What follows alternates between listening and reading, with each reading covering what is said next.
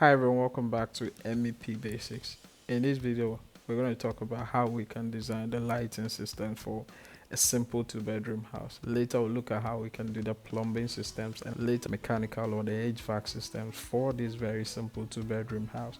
For now, we'll look at the electrical systems for this very simple two-bedroom house. You've been asked to design the MEP system for this very basic two-bedroom house. How are you going to approach it? Looking at the electrical systems first. Now, first thing we're going to look at is to develop the lighting plan. The next thing is to develop the power plan, and then we'll look at how we can add some schedules to our design. In the lighting plan design, we'll look at how we can place the lighting fixtures. I have done a detailed video on how you can calculate the number of lights that a room needs, before you can place the lighting.